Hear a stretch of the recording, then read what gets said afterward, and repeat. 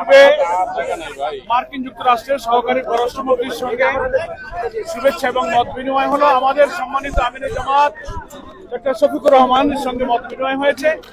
এক্ষুনি তিনি মত বিনিময়ের উপরে খুব সংক্ষিপ্ত ব্রিফ করবেন আপনাদের সঙ্গে। আপনারা একটু প্লিজ সাইলেন্ট থাকবেন, তাহলে শুনতে পারবেন। জি, আসসালামু আলাইকুম। আপনারা ইতিমধ্যেই জেনেছেন মিডিয়ার মাধ্যমে এবং এখানে এসেও জেনেছেন যে আমেরিকার দুইজন ডেপুটি অ্যাসিস্ট্যান্ট ফরেন সেক্রেটারি আজকে আমাদের দেশ ভিজিট করছেন। আমাদের সাথে এটা তাদের দ্বিতীয় মিটিং। এর আগে তারা বিভিন্ন পাবলিক এবং প্রাইভেট বিশ্ববিদ্যালয়ের বিসিদের সাথে বসেছিলেন। সেখানে মত বিনিময় করার পরে রাজনৈতিক দল হিসেবে আমাদের সাথে তারা প্রথম বসেছেন।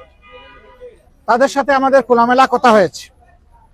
তারা বাংলাদেশের বর্তমান রাজনৈতিক অবস্থা জানতে চেয়েছেন।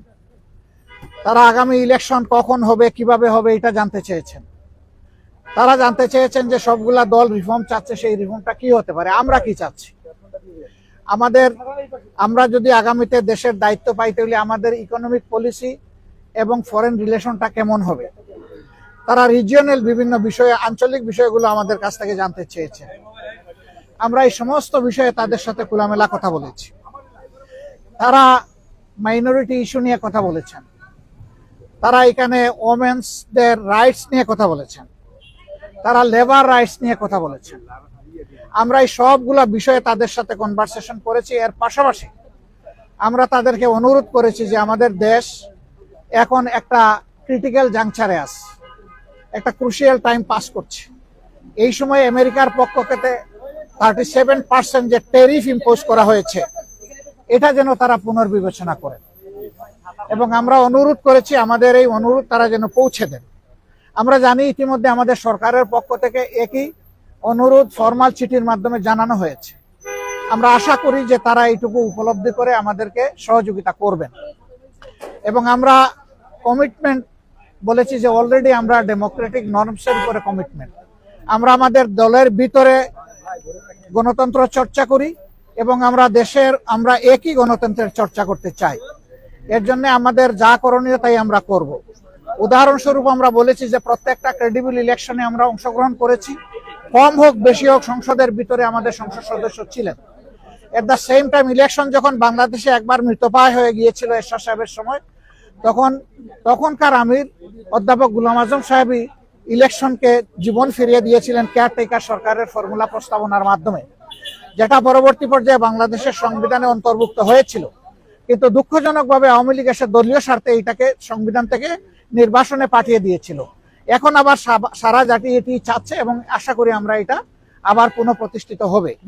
আমরা আগামী নির্বাচনটা পিআর ভিত্তিতে করতে চাই, যেটা ইতিমধ্যেই আমরা বলেছি। আপনারা জানেন কেন চাই, সেটাও আমরা বলেছি, আপনারা জানেন, নতুন করে বলার দরকার নেই।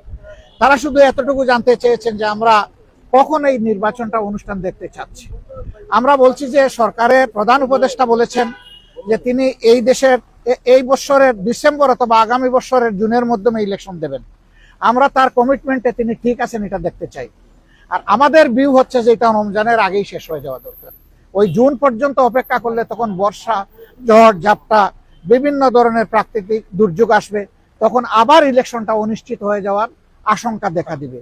আমরা এই জন্য চাচ্ছি ওই আশঙ্কার আগেই, রমজানের আগে যাতে এটা হয়ে যায়, আমরা সেটা আমাদের মত। আমরা বলেছি যে এরকম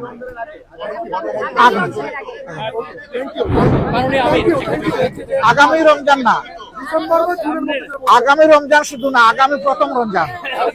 আগামী অনেক রমজান আসবে, তবে আগামী প্রথম রমজান সব ইস্যু আমরা বলেছি যে যাতে ট্রমাটাইজড, এখনো হাসপাতালের বেডে অনেকে পড়ে আছে, এখনো শহীদের মারা, সন্তানরা, স্ত্রীরা কান্নাকাটি করে। এই অবস্থায় আওয়ামী লীগের বিচার অবশ্যই হতে হবে, তবে আমরা বিচারটা চাই যে ফেয়ার বিচার। থ্যাংক ইউ, ধন্যবাদ। থ্যাংক ইউ, এতটুকু।